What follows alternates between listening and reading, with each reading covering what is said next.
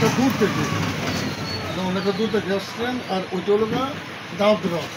আর আমি আপনার দিয়েছি এটা হলো আপনার ওই হাতিয়া, নোয়াখালী হাতিয়া থেকে আপনি আসছেন আপনার মেয়েকে নিয়ে, আপনার নাতির মেয়েকে নিয়ে, আপনার জামাইকে নিয়ে আসছেন অনেক দূর থেকে। 3 দিন লাগবে এখানে পৌঁছতে। আমার সাথে সাক্ষাৎ করার জন্য আসছেন, 3 দিন লাগছে আমার সাথে সাক্ষাৎ করার জন্য। আপনার অনেক কষ্ট করছেন। আর এই গাছটা এটা হলো দাঁত রস। আর এই দাঁত রস গাছটা নিচ্ছে গল্প তুলে দিচ্ছি, ওটার পাটা কিন্তু জড়িয়ে যাবে। আর যারা দাঁত এই গাছটা যদি যেতে হয় তাহলে ওই গাছটার একটা পাতা ধরেন, আমি দেখাচ্ছি দাঁত হয়ে গেছে।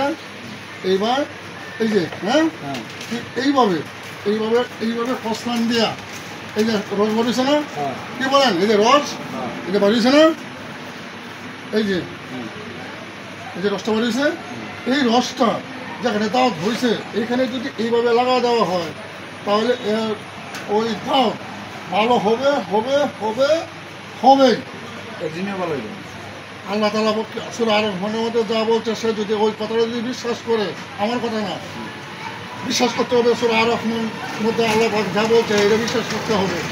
যদি করে কেউ তাহলে ওইটার এই যে পাতারা এই যে রসটা দিলাম, এই রসটা এইভাবে যদি দেয় দাঁতের মধ্যে, তাহলে 3 দিন গেলে দাঁত ভালো হবে হবে হবেই।